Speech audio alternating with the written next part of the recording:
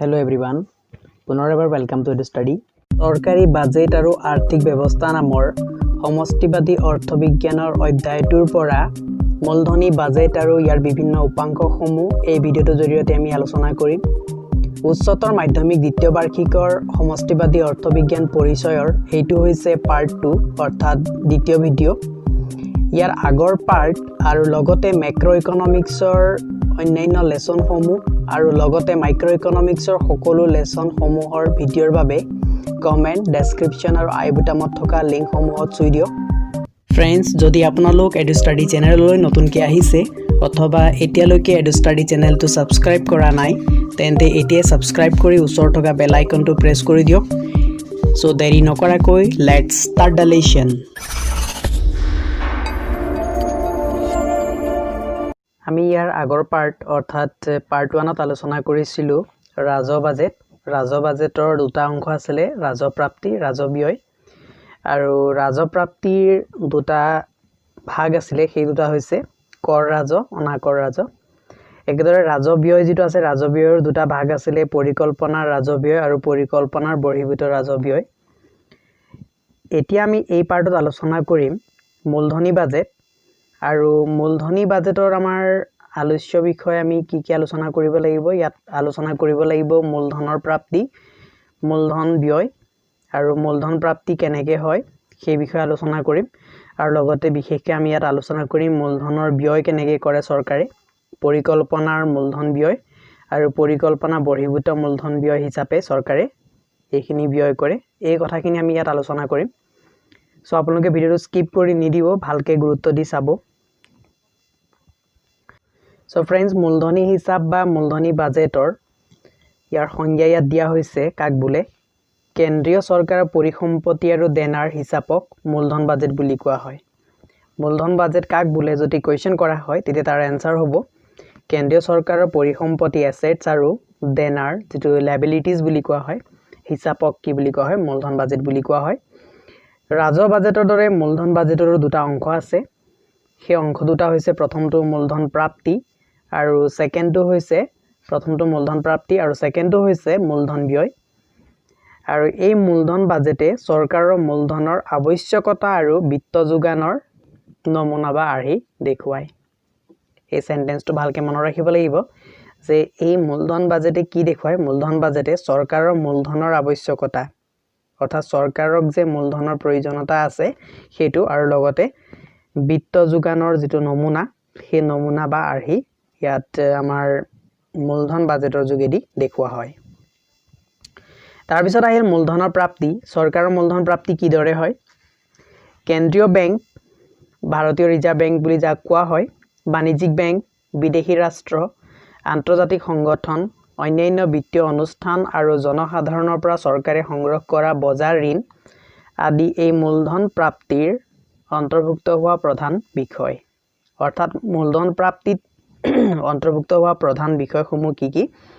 মূলধন প্ৰাপ্তিত অন্তৰ্ভুক্ত হোৱা প্ৰধান বিষয়সমূহ হৈছে কেন্দ্ৰীয় বেংক, বাণিজ্যিক বেংক, বিদেশী ৰাষ্ট্ৰ, আন্তৰ্জাতিক সংগঠন, অন্যান্য বিত্তীয় অনুষ্ঠান আৰু জনসাধাৰণৰ পৰা চৰকাৰে যি বজাৰ ঋণ সংগ্ৰহ কৰে। অৰ্থাৎ এইসমূহ অনুষ্ঠান বা ব্যক্তিৰ পৰা চৰকাৰে যিবিলাক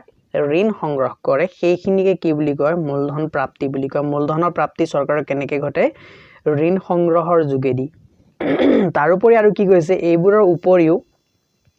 ক্ষুদ্ৰ সঞ্চয় যিটো ডাকঘৰৰ সঞ্চয় হিচাপত থাকিব, ৰাষ্ট্ৰীয় সঞ্চয় প্ৰমাণপত্ৰ, ভৱিষ্যনিধি প্ৰভিডেণ্ট ফাণ্ডবিলাক আৰু ৰাজহুৱা খণ্ডৰ উদ্যোগ PSUৰ অংশ বিক্ৰী কৰি পোৱা শুদ্ধ প্ৰাপ্তিসমূহ মূলধন প্ৰাপ্তি হিচাপত অন্তৰ্ভুক্ত কৰা হয়। অৰ্থাৎ মূলধন প্ৰাপ্তিত আমি দুই ধৰণৰ মূলধনৰ কথা পাইছোঁ। এটা হৈছে ঋণৰ জৰিয়তে সংগ্ৰহ কৰা মূলধন আৰু অন্যান্য মূলধন আছে। অন্যান্য মূলধনত কি আছে, ক্ষুদ্ৰ সঞ্চয় যিটো ডাকঘৰৰ সঞ্চয় হিচাপ থাকিব বা ৰাষ্ট্ৰীয় সঞ্চয় প্ৰমাণপত্ৰ থাকিব বা ভৱিষ্যত নিধি যিবিলাক প্ৰভিডেণ্ট ফাণ্ডবিলাক থাকিব, PF ফাণ্ডবিলাক, আৰু লগতে ৰাজহুৱা খণ্ডৰ উদ্যোগৰ অংশ বিক্ৰী কৰি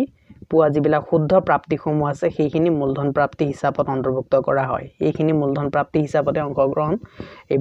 অংশগ্ৰহণ কৰে অৰ্থাৎ অন্তৰ্ভুক্ত কৰা হয়। সো ৰাজহুৱা খণ্ডৰ যিবিলাক উদ্যোগ আছে সেই উদ্যোগবিলাকৰ বিভিন্ন অংশ বিভিন্ন শ্বেয়াৰবিলাক চৰকাৰে মাজে সময় বিক্ৰী কৰে আমি এইবিলাক নিউজত শুনিবলৈ পাওঁ যেনেকৈ আমাৰ আন্তঃৰাষ্ট্ৰীয় বিমানবন্দৰ গুৱাহাটী যিখন আছে লোকপ্ৰিয় গোপীনাথ বৰদলৈ বিমানবন্দৰ সেইখন বিমানবন্দৰ বৰ্তমান চৰকাৰে বিক্ৰী কৰিবলৈ লোৱা বুলি বাতৰি এটা ওলাই আছে চৰকাৰে কিয় বিক্ৰী কৰে চৰকাৰে সেইবোৰ বিক্ৰী কৰিলে চৰকাৰে কি কৰে মূলধন প্ৰাপ্তি চৰকাৰৰ হয় অৰ্থাৎ মূলধন সংগ্ৰহ কৰে আৰু সেই সংগ্ৰহ কৰা এতিয়া মূলধনবিলাক চৰকাৰে ক'ত ব্যয় কৰে চৰকাৰে মূলধন কিয় সংগ্ৰহ কৰে আৰু সেই মূলধনসমূহ ক'ত ব্যয় কৰে এতিয়া লিখিছে মূলধনক ব্যয় ক্যাপিটেল এক্সপেন্ডিচাৰ অৰ্থাৎ চৰকাৰে যিবিলাক মূলধন সংগ্ৰহ কৰিছিল এতিয়া মূলধন কেনেকৈ সংগ্ৰহ কৰিছিল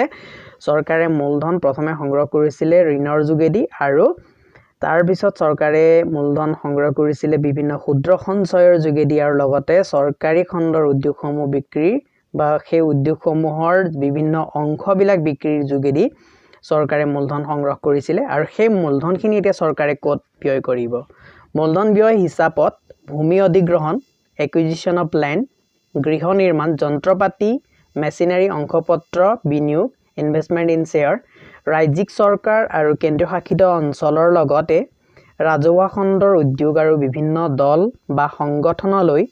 কেন্দ্ৰীয় চৰকাৰে প্ৰদান কৰা ঋণ আৰু আগধনসমূহ সামৰি লোৱা হয় অৰ্থাৎ চৰকাৰে ক'ত কৰিব মূলধন ব্যয় হিচাপত ভূমি অধিগ্ৰহণৰ ক্ষেত্ৰত গৃহ নিৰ্মাণ বিভিন্ন চৰকাৰী গৃহ নিৰ্মাণৰ ক্ষেত্ৰত যন্ত্ৰপাতি চৰকাৰে যদি কিনিব লগা হয় অংকপত্ৰত বিনিয়োগ যদি কৰিব লগা হয় চৰকাৰে ক'বাত ইনভেষ্টমেন্ট কৰিব বিচাৰিছে চৰকাৰী ইনভেষ্টমেন্ট ঠিক একেদৰে ৰাজ্যিক আৰু কেন্দ্ৰীয় শাসিত অঞ্চলৰ লগতে ৰাজহুৱা খণ্ডৰ উদ্যোগ আৰু বিভিন্ন দল বা সংগঠনলৈ কেন্দ্ৰীয় চৰকাৰে ঋণ প্ৰদান কৰিব লাগিব বা তেওঁলোকক কি দিব লাগিব আগধনসমূহ অৰ্থাৎ এডভান্সেছখিনি দিব লগা হয় গতিকে এইখিনি কৰিবৰ কাৰণে চৰকাৰক কি হ'ব মূলধনৰ প্ৰয়োজন হ'ব আৰু সেই মূলধনখিনি চৰকাৰে এনেকৈ ব্যয় কৰিব এটা কি আছে মূলধন ব্যয়ও পৰিকল্পনাৰ ব্যয় আৰু পৰিকল্পনা বহিৰ্ভূত ব্যয় হিচাপত দুটা ভাগত ভাগ কৰিব পাৰি যেনেকৈ ৰাজব্যয় কি আছিল ৰাজব্যয় কি আছিল পৰিকল্পনাৰ ব্যয় আৰু পৰিকল্পনা বহিৰ্ভূত ব্যয় ঠিক একেদৰে মূলধনৰ ব্যয় কি আছে পৰিকল্পনাৰ ব্যয় আৰু পৰিকল্পনা বহিৰ্ভূত ব্যয় হিচাপত দুটা ভাগত বিভক্ত কৰা হয় লগতে কেন্দ্ৰীয় পৰিকল্পনাৰ ব্যয় আৰু ৰাজ্য আৰু কেন্দ্ৰীয় শাসিত অঞ্চলসমূহৰ পৰিকল্পনাৰ বাবে আগবঢ়োৱা কেন্দ্ৰীয় সাহায্য পৰিকল্পনাৰ মূলধনৰ ব্যয়ৰ অন্তৰ্ভুক্ত এইখিনিও মূলধনৰ পৰিকল্পনা ব্যয়ৰ ভিতৰত কি পৰিব যে পৰিকল্পনাসমূহ বিভিন্ন পৰিকল্পনাসমূহ কেন্দ্ৰীয় চৰকাৰৰ যিখিনি পৰিকল্পনা কেন্দ্ৰীয় পৰিকল্পনা ৰাজ্য চৰকাৰৰ পৰিকল্পনা থাকে একেদৰে কেন্দ্ৰীয় শাসিত অঞ্চলসমূহৰ পৰিকল্পনা লগতে কেন্দ্ৰীয় সাহায্য কিছুমান আছে সেই কেন্দ্ৰীয় সাহায্যবিলাক অৰ্থাৎ এই কেন্দ্ৰীয় সাহায্যবিলাক এইবিলাক ক্ষেত্ৰতো কেন্দ্ৰীয় সাহায্য আগবঢ়োৱা হয় গতিকে এই কেন্দ্ৰীয় সাহায্যবিলাক আৰু অন্যান্য যিবিলাক কেন্দ্ৰীয় সাহায্য আছে সেইসমূহ কেন্দ্ৰীয় সাহায্য মিলাইহে কি হ'ব পৰিকল্পনাৰ মূলধন ব্যয়ৰ অন্তৰ্ভুক্ত হয় আনহাতে অন্যান্য সাধাৰণ সেৱা সামাজিক সেৱা অৰ্থনৈতিক সেৱাৰ বাবে চৰকাৰে প্ৰদান কৰা ব্যয় পৰিকল্পনাৰ বহিৰ্ভূত ব্যয়ৰ অন্তৰ্ভুক্ত অৰ্থাৎ যিবিলাক ব্যয় পৰিকল্পনাৰ লগত জড়িত নহয় সেইবিলাক পৰিকল্পনাৰ বহিৰ্ভূত ব্যয় হিচাপত ধৰা হয় আৰু যিবিলাক ব্যয় বিভিন্ন পৰিকল্পনা যেনে চৰকাৰৰ পঞ্চবাৰ্ষিক পৰিকল্পনা আছিল 5 ইয়াৰ প্ল্যান ঠিক একেদৰে কিছুমান বাৰ্ষিক পৰিকল্পনাবিলাক থাকে গতিকে সেই পৰিকল্পনাবিলাকত চৰকাৰে যিবিলাক ব্যয় কৰে সেইবিলাক হৈছে পৰিকল্পনাৰ অন্তৰ্গত বা পৰিকল্পনাৰ অন্তৰ্ভুক্ত ব্যয় আৰু পৰিকল্পনা বহিৰ্ভুক্ত মানে পৰিকল্পনা বাহিৰত থকা ব্যয়সমূহ যিবিলাকত চৰকাৰে কোনো পৰিকল্পনা নকৰাকৈ সাধাৰণ সেৱাৰ কাৰণে সামাজিক সেৱাৰ কাৰণে বা অৰ্থনৈতিক সেৱাৰ কাৰণে চৰকাৰে যিবিলাক ব্যয় কৰে সেই ব্যয়বোৰ হৈছে পৰিকল্পনাৰ বহিৰ্ভূত ব্যয় নেক্সট আছে ইয়াত কৈছে চৰকাৰী বাজেট কেৱল আয় আৰু ব্যয়ৰ হিচাপ নিকাচৰ লগতে সীমাবদ্ধ হৈ থকা নাই ই স্বাধীন ভাৰতৰ পঞ্চবাৰ্ষিক পৰিকল্পনা আৰম্ভণিৰে পৰাই ৰাষ্ট্ৰীয় নীতিৰ এক তাৎপৰ্যপূৰ্ণ দলিল হিচাপে পৰিগণিত হৈ আহিছে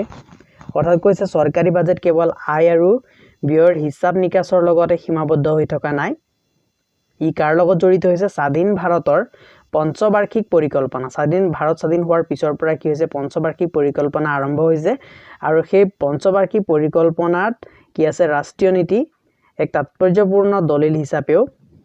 কি হৈছে বাজেট চৰকাৰী বাজেট পৰিগণিত হৈ আহিছে অৰ্থাৎ চৰকাৰী বাজেট হৈছে পঞ্চবাৰ্ষিকী পৰিকল্পনাৰ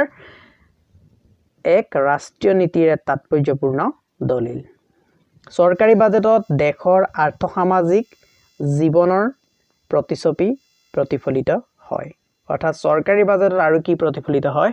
দেশ এখনৰ আৰ্থিক সামাজিক জীৱনৰ যি প্ৰতিচ্ছবি অৰ্থাৎ দেশ এখন আৰ্থিকভাৱে বা সামাজিকভাৱে কিমান স্বাৱলম্বী হৈছে বা আৰ্থসামাজিক দিশটো কেনে ধৰণৰ এখন চৰকাৰৰ বা এখন দেশৰ হেতু কাৰ ওপৰত নিৰ্ভৰ কৰিব চৰকাৰী বাজেটৰ ওপৰত নেক্সট কৈছে ইয়াত বাজেটৰ লগতে ৰাজকোষীয় দায়িত্ব সম্পৰ্কীয় আৰু বাজেট পৰিচালনা আইন 2003 যেটো fiscal responsibility and budget management act বুলি কোৱা হয় বা FRBM এৰ তিনটা নীতি আদেশিত হয় মধ্যকালীন ৰাজকোষীয় নীতি বিৱৰণে নিৰ্দিষ্ট ৰাজকোষীয় সূচকসমূহৰ বাবে 3 বছৰীয়া ঘূৰ্ণীয়মান লক্ষ্য স্থিৰ কৰে আৰু ৰাজপ্ৰাপ্তিত বহনক্ষম ভিত্তিত বিনিয়োগ কৰা হৈছে নে নাই আৰু কিমান উৎপাদনশীলভাৱে বন্ধনী বাজেট এইখিনি কোনো দৰকাৰী কথা নহয় এইখিনি নালাগে যেহেতু সিলেবাসটো কমাই দিয়া হৈছে এইখিনি কথা আমাৰ প্ৰয়োজন নাই গতিকে মই এখানে স্কিপ কৰিছো নেক্সট আছে চৰকাৰী ঘাটিৰ পৰিমাপসমূহ এটা চৰকাৰী ঘাটি মেজাৰ অফ গভৰ্নমেন্ট ডেফিসিট এটা ডেফিসিট শব্দটোৰ লগত আমি পৰিচিত হৈ আহিছো যেতিয়া আমি ম্যাক্ৰো ইকোনমিক্সখন আৰম্ভ কৰিছিলো তেতিয়াৰ পৰা ডেফিসিট শব্দটো আমাৰ লগত চিনাকি হৈ আহিছে যেটো ঘাটি শব্দটো আছিল যেতিয়া এখন দেশৰ চৰকাৰী ব্যয়ৰ পৰিমাণ সংগৃহীত ৰাজহ পৰিমাণতকৈ বেছি হয় তেতিয়া বাজেট ঘাটি মল বুলি কোৱা হয় বাজেট ডেফিসিট বুলি কোৱা হয় অৰ্থাৎ বাজেট ডেফিসিট মানে হৈছে এখন দেশৰ যি চৰকাৰী ব্যয় আছে চৰকাৰী ব্যয়ৰ পৰিমাণ যদি চৰকাৰী সংগ্ৰহিত যি ৰাজহ আছে ৰাজহতকৈ কি হয় ৰাজহতকৈ চৰকাৰী ব্যয় যদি বেছি হয় তেতিয়া হলে তাকে বাজেট ঘাটি বুলি কোৱা হয় বাজেট ঘাটি হ'বৰ কাৰণে চৰকাৰে যি ব্যয় কৰিছে সেই ব্যয়সমূহ কি হ'ব লাগিব চৰকাৰৰ আয়তকৈ বা চৰকাৰৰ যেটো সংগৃহীত ৰাজহ আছে ৰাজহৰ পৰিমাণতকৈ ব্যয়ৰ পৰিমাণটো বেছি হ'ব লাগিব এখন চৰকাৰী বাজেট অধ্যয়ন কৰিলে কেইবা প্ৰকাৰৰ ঘাটিৰ প্ৰত্যয় দেখা যায় আৰু এই অৰ্থনৈতিক প্ৰত্যয়সমূহৰ কিছুমান নিজা প্ৰভাৱ প্ৰতিফলিত হোৱা পৰিলক্ষিত হয় এতিয়া আৰু কৈছে ৰাজহ ঘাটি ৰেভিনিউ ডেফিসিট এতিয়া চৰকাৰৰ বাজেট ৰাজহ শিতানত অন্তৰ্ভুক্ত হোৱা মুঠ ৰাজহৰ ব্যয়তকৈ যদি উক্ত শিতানত অন্তৰ্ভুক্ত হোৱা ৰাজহ আয় বা ৰাজহ প্ৰাপ্তিৰ পৰিমাণ কম হয় তেতিয়া তাক কি বুলি কয় ৰাজহ ঘাটি হিচাপে আখ্যা দিয়া হয় এতিয়া চৰকাৰৰ আমাৰ কি আছে চৰকাৰৰ যেটো বাজেট আছিল চৰকাৰী বাজেট কি আছিল ৰাজহ বাজেট আৰু লগতে আছিল কি মূলধন বাজেট আছিল গতিকে ৰাজহ বাজেটৰ যেটো শিতান আছে চৰকাৰৰ যেটো বাজেট শিতান ৰাজহ যেটো শিতান আছে সেই শিতানটোত যদি মুঠ ৰাজহৰ যেটো ব্যয় হৈছে মুঠ ৰাজহ ব্যয় সেই মুঠ ৰাজহ ব্যয়ৰ পৰিমাণটো যদি সেই একে শিতানতে হোৱা মুঠ ৰাজহ আয় বা ৰাজহ প্ৰাপ্তিৰ পৰিমাণ যদি বেছি হয় ৰাজহ ব্যয়টো বেছি হয় আৰু ৰাজহ আয় বা ৰাজহ প্ৰাপ্তিৰ পৰিমাণটো কম হয় তেতিয়া হলে তাক কি বুলি কয় ৰাজহ ঘাটি বুলি কোৱা হয় গতিকে ৰাজহ ঘাটি দেখুৱাইছে ৰাজহ ঘাটি উলিয়াবৰ কাৰণে কি কৰিব লাগিব ৰাজহৰ ব্যয় যেটো আছে ৰেভিনিউ এক্সপেন্ডিচাৰ মাইনাস ৰাজহ প্ৰাপ্তি ৰেভিনিউ ৰিসিভড হ'ব লাগিব চৰকাৰৰ অকল চলিত আয় ব্যয়ৰ লগত জড়িত লেনদেনসমূহ ৰাজহ ঘাটিৰ অন্তৰ্ভুক্ত কৰা হয় অৰ্থাৎ কৈছে যে চৰকাৰৰ চলিত আয় ব্যয়ৰ লগত যেটো জড়িত কি থাকে লেনদেনসমূহ থাকে সেইসমূহ ক'ত জড়িত হয় ৰাজহ ঘাটিৰ অন্তৰ্ভুক্ত কৰা হয় যেতিয়া চৰকাৰৰ ৰাজহ ঘাটি হয় তেতিয়া চৰকাৰৰ সঞ্চয় আৰু বিনিয়োগৰ ক্ষমতা নাইকিয়া হয় এটো মনত ৰাখিব লাগিব ৰাজহ ঘাটি চৰকাৰৰ যেটো ৰাজহ ঘাটি হয় ৰাজহ ঘাটিৰ প্ৰভাৱটো কি হ'ব ৰাজহ ঘাটি চৰকাৰৰ সঞ্চয় আৰু বিনিয়োগৰ ক্ষমতা নাইকিয়া কৰে এনে পৰিস্থিতিত চৰকাৰী বিনিয়োগ আৰু উপভোগ ব্যয়ৰ বাবে প্ৰয়োজন হোৱা বিত্ত সংগ্ৰহ কৰিবলৈ চৰকাৰে দেশীয় আৰু বিদেশী নাগৰিক আৰু বিত্তীয় অনুষ্ঠানৰ পৰা ঋণ লবলৈ বাধ্য হয় আৰু চৰকাৰৰ যেটো ৰাজহ ঘাটি হৈছে সেই ৰাজহ ঘাটিৰ পৰিস্থিতি চৰকাৰে কি কৰে চৰকাৰী বিভিন্ন বিনিয়োগ আৰু উপভোগৰ যিখিনি ব্যয় আছে সেই ব্যয়সমূহ চৰকাৰে কিন্তু বাদ নিদিয়ে সেইখিনি পুৰা কৰে আৰু সেইখিনি কেনেকৈ পুৰা কৰে বিত্ত সংগ্ৰহৰ যোগেদি আৰু সেই বিত্ত সংগ্ৰহ কেনেকৈ কৰিব চৰকাৰে দেশীয় নাগৰিক অৰ্থাৎ নিজৰ দেশৰ নাগৰিকখিনি বা বিদেশী নাগৰিকসকলৰ পৰা বা বিত্তীয় অনুষ্ঠানৰ পৰা ঋণ লয় চৰকাৰে মনত ৰাখিব লাগিব যে চৰকাৰৰ যেটো খৰচ সহজ ভাষাত বা সৰল ভাষাত ক'বলৈ গ'লে যেটো চৰকাৰৰ যেটো খৰচ হৈছে সেই খৰচৰ পৰিমাণ যদি চৰকাৰৰ সংগৃহীত ৰাজহতকৈ বা চৰকাৰৰ যিটো আয় হৈছে সেই আয়তকৈ যদি খৰচ বেছি হয় তেতিয়া ৰাজঘাটিয়ে দেখা দিয়ে আৰু সেই ৰাজঘাটি পুৰাবৰ কাৰণে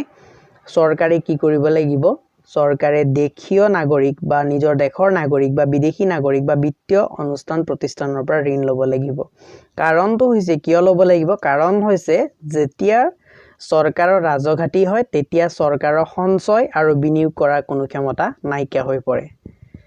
তাৰ পিছত কৈছে চৰকাৰে গ্ৰহণ কৰা এই ঋণ আৰু ঋণৰ বাবে দিব লগা সুদৰ পৰিমাণ বৃদ্ধি হোৱাৰ ফলস্বৰূপে চৰকাৰে চৰকাৰী ব্যয় কৰ্তন কৰিবলৈ বাধ্য হয়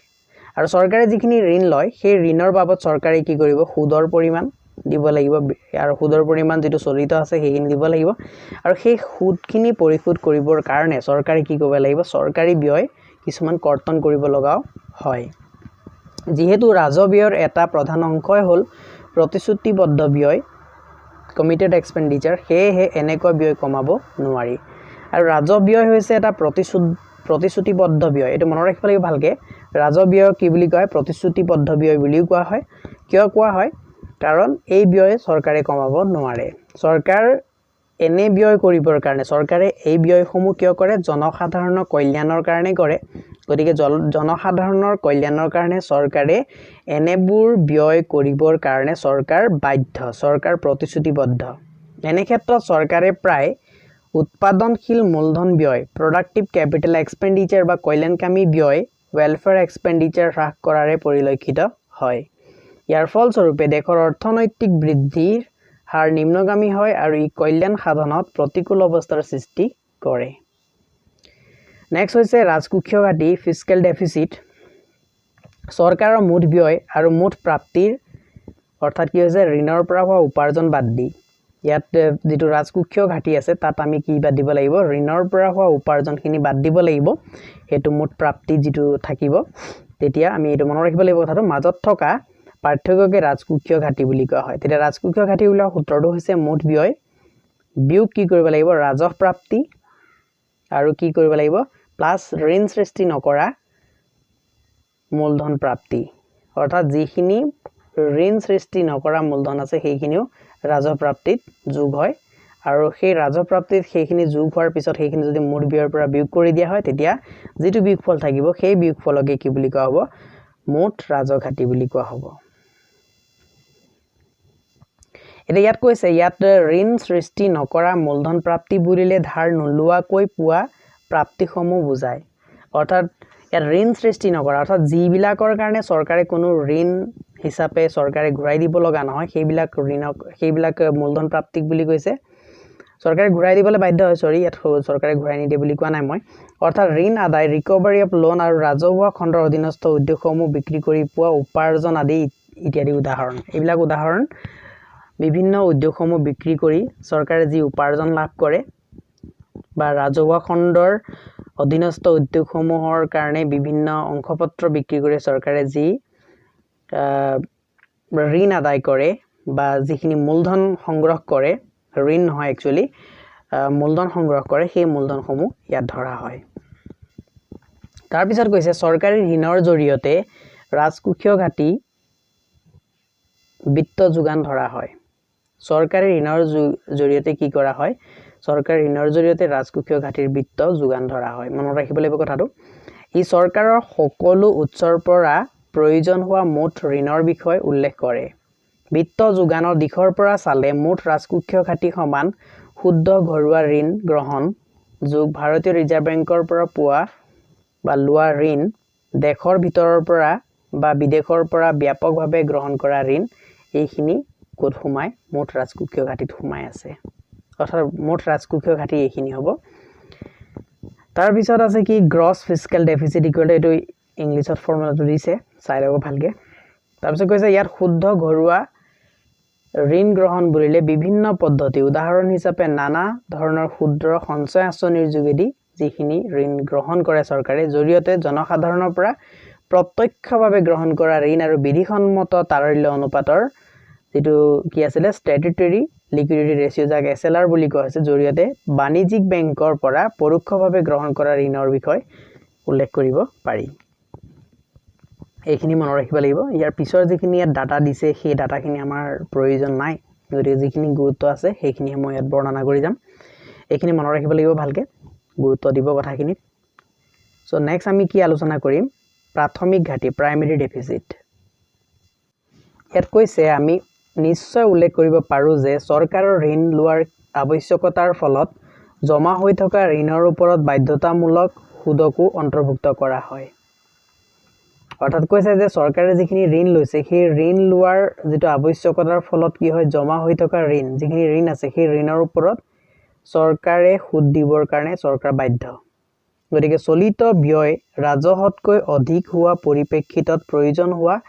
ঋণৰ পৰিমাণ নিৰূপণ কৰিবলৈ প্ৰাথমিক ঘাটি প্ৰাইমেৰী ডেফিচিট গণনা কৰাটো আৱশ্যক হয় বাজেটৰ ৰাজকোষীয় ঘাটি আৰু বিত্তীয় বছৰটোত প্ৰদান কৰিবলগীয়া সুদৰ পাৰ্থক্যকে প্ৰাথমিক ঘাটি বোলে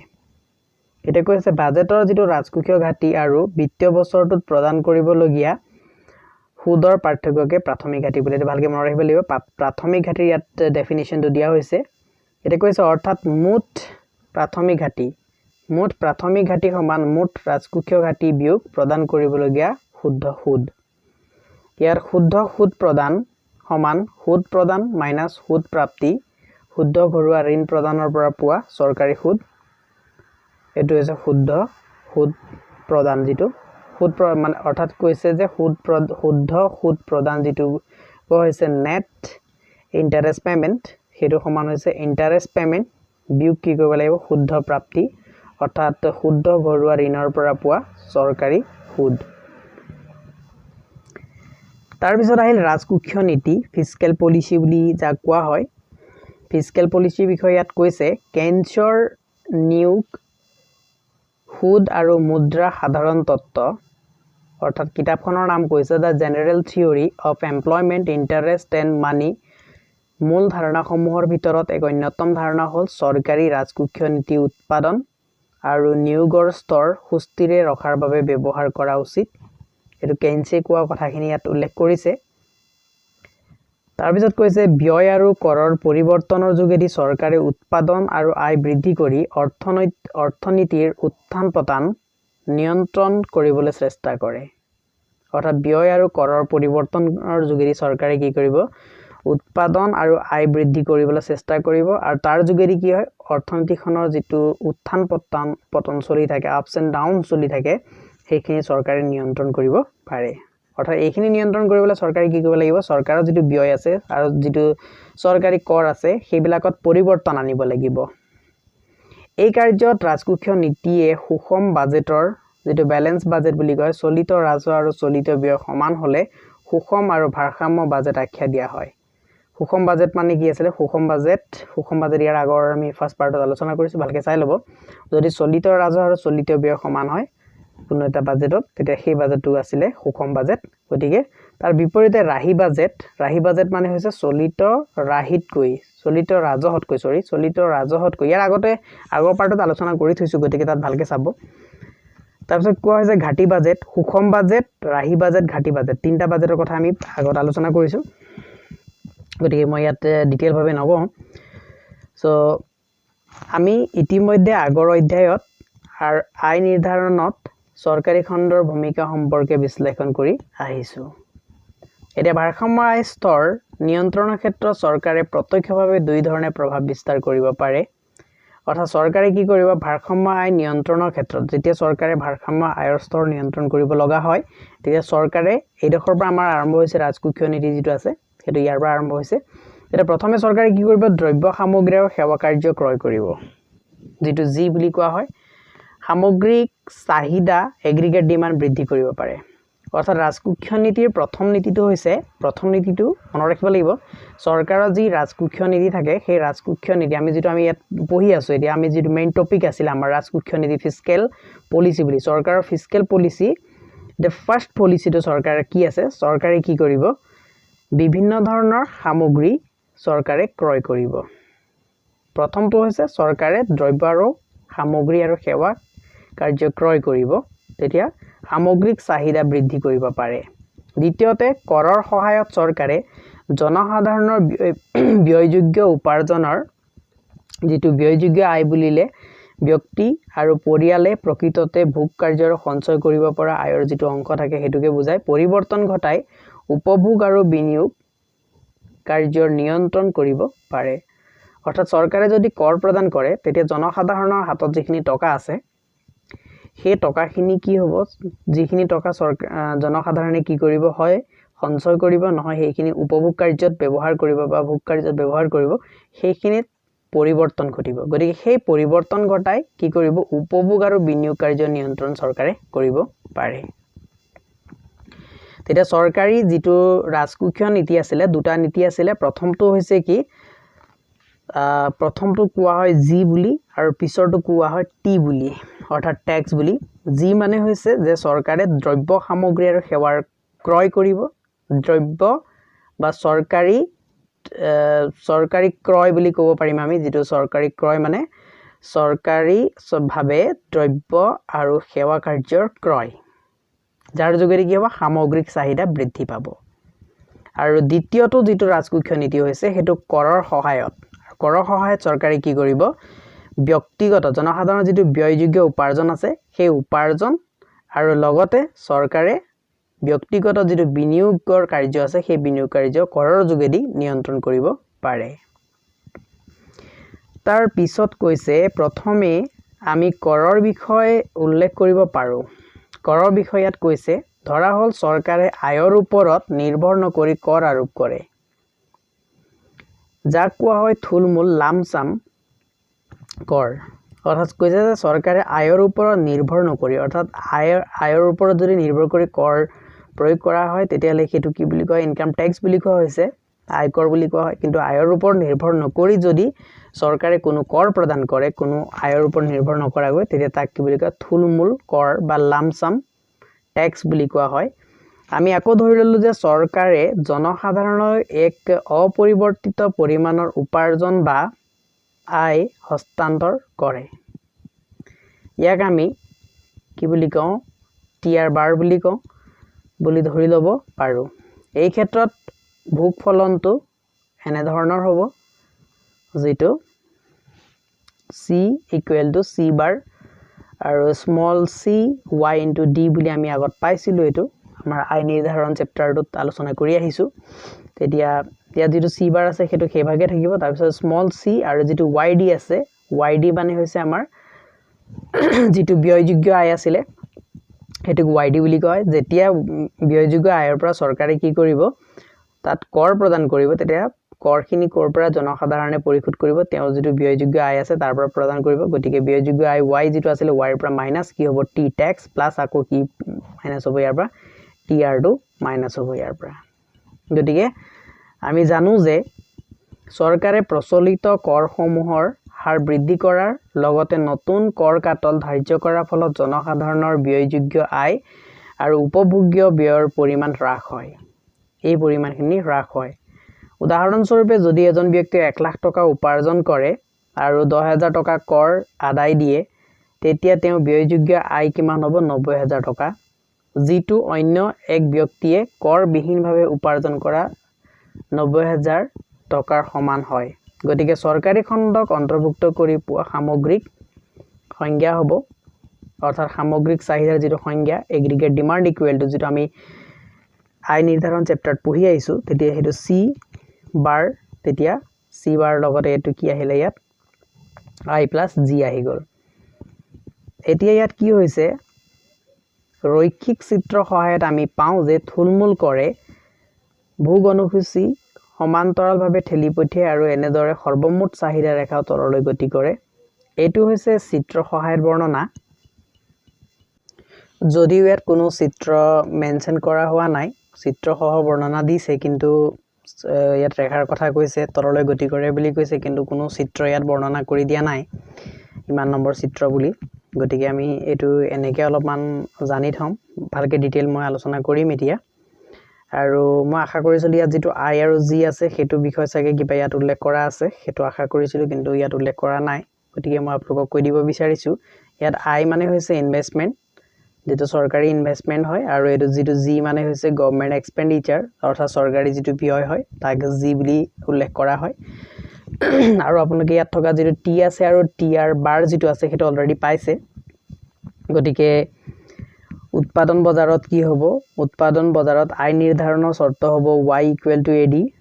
যেটো y মানে কি আছিল আমাৰ এগ্ৰিগেট সাপ্লাই = এগ্ৰিগেট ডিমান্ড এটো আমি পাইছিলো ইয়াক তলত দিয়া ধৰণে উল্লেখ কৰিব পাৰি y = c bar আৰু এই গুটেখিনি অংকটো এটো y লগত মিলি যাব এটো মিলি সমান হৈ যাব সো এতিয়া ভাৰসাম্য আয় স্তৰ সমাধান কৰি পাম ভাৰসাম্য আয় যদি আমি সমাধান কৰি যদি y ষ্টাৰ যদি উলিয়াই দিও ভাৰসাম্য আয় পৰিমাণ কিমান হ'ব এই ইয়াত যেটো ইয়াত সমীকৰণ দিয়া হৈছে এই সমীকৰণটোৰ সমান হ'ব